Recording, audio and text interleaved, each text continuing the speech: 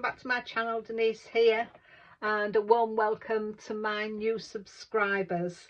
It really does make my day when I see that somebody's taken the time to watch my videos and then decided to subscribe to see more. So thank you very much. Today I'm going to be doing a bridge fold card, and I'm going to be using this set from Apple Blossom. It's an old set I've had for a while. If it is still available, I will link it in the description below.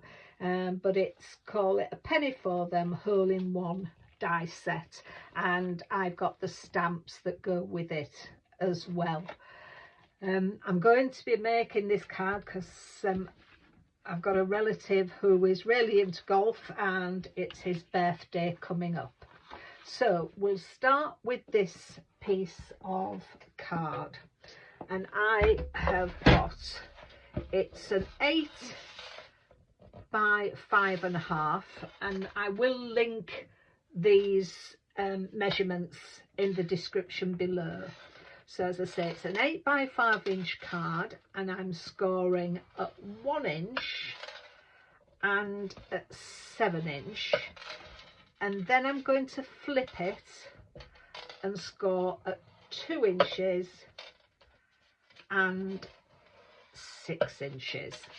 So that's all our scoring. So let's pop that out of the way. So then I'm going to burnish my score lines.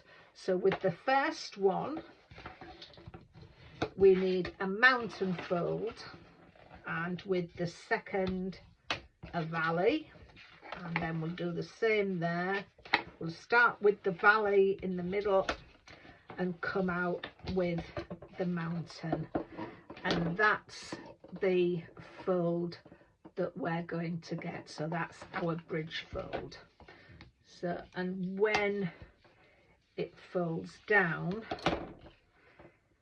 it's going to measure in our box, depending on how you fold it, it's going to measure 6 by 5.5. So as I said, that's how we need it. And then I've taken another piece of card which is 6 by 1.5, and that is going to go across the front like that, where our topper is going to go on. But before we get into that, we need our mats. So for the middle of the card, I've taken a piece of paper which is 5 1/4 by 3 3/4, and that's going to go on there. And I've got the same paper which is 5 1/4 by 3/4 inch, and they're going to go on the inside. And then I've taken some more which is the same measurement, 3/4 inch by 5 1/4, and they're going to sit on there. So I'm going to go away and get all these stuck down, and I'll come back to you. So there I have all my mats stuck down. I've also stuck my papers on to the card that's going to go across the front, and that card, the white card, measures 6 by 1.5. The green mat is 5 3/4 by 1 1/4, and the pattern paper is 5 1/4 by 1. But as I said previously, I will put all these in the description below. So before I attach that to there, I've also done a nesting die, some circles, and that's going to go onto there. But I want to put my sentiment, and I want to stamp it straight onto there. So I think that's where everything's going to go. So before anything else, I'll get this stamped on here.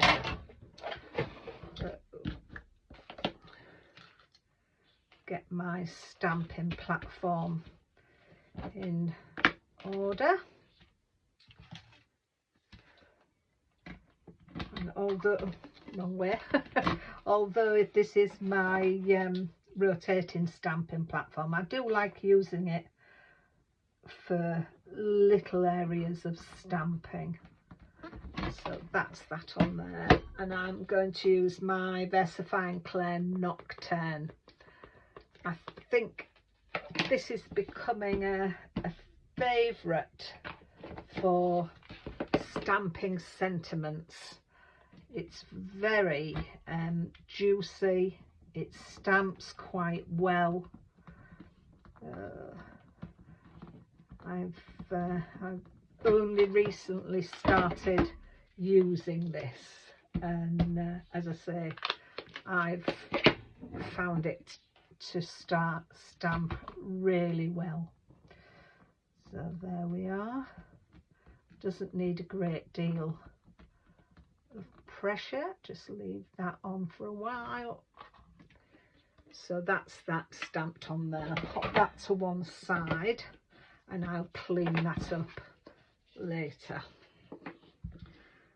So now I want to stick this on here, so I just need to put some glue along the edges, and it's only about an inch. This measures an inch, so I only need to come in slightly on that one on each end. So just doing that on each end. It will, the glue will spread out when I do it, so I'm going to start with this end and bring that one up. Just need to make sure I've got that level, using my grid on there. So yeah, that is level. Push that way.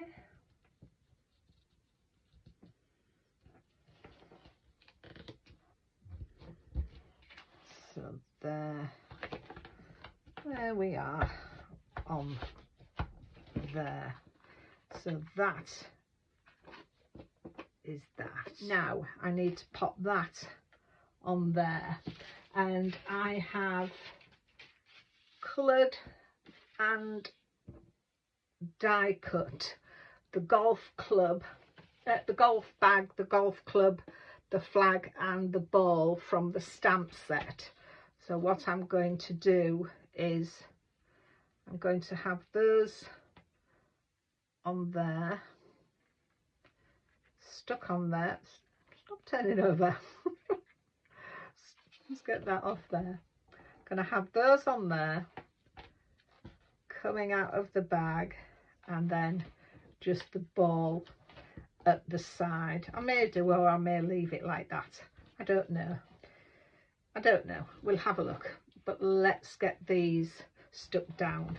I'm going to put some foam tape, foam pads on the back of there, so just to lift it up and tuck those flags and the, I've lost my scissors, there they are. Put things down on my table and I can find them. So let's pop that on there. That's ready to go. Put them back. Right, so let's just have a look how that goes. Bring that down. I don't know whether to have them stuck out or lose those. I may just cut those down slightly and then they'll just tuck inside the bag.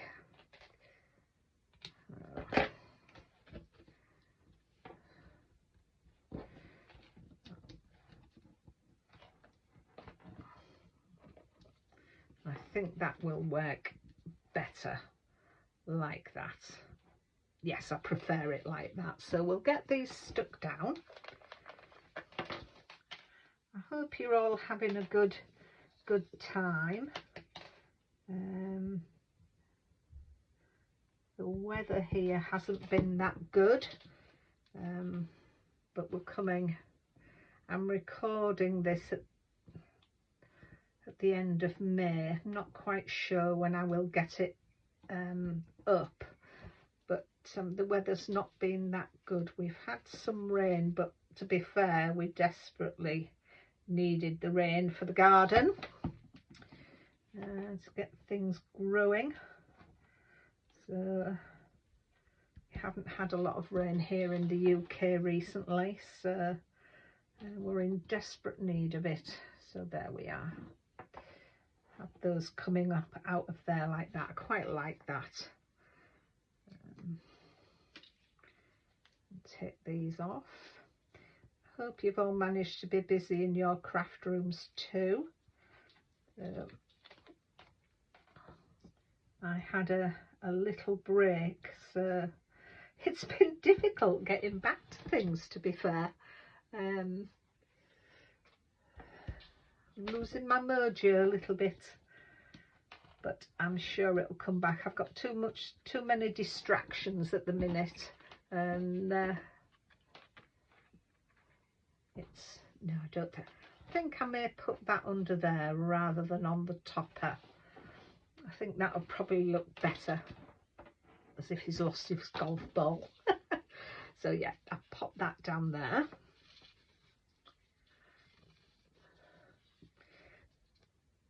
I really need to get a stand for this glue. The only thing is, if you do keep it upside down, I find the glue stays in this top, and then I have difficulty getting the top off.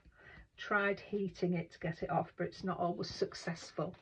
So to pop my topper on there, you probably won't see what I'm going to do, but I can't see myself. I can.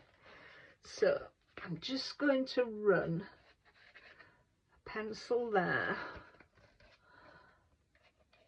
and a little pencil mark on the top, and you just see them now. So I know I want to keep my glue in between those areas. I'm not going to go right up to the area, and to be fair, the recipient won't see the pencil marks anyway, so I think we're fine with that. So let's just, what was that? Let's stop in there. So if I lay this flat and I can get it in between there, yes, so that's that. There we are.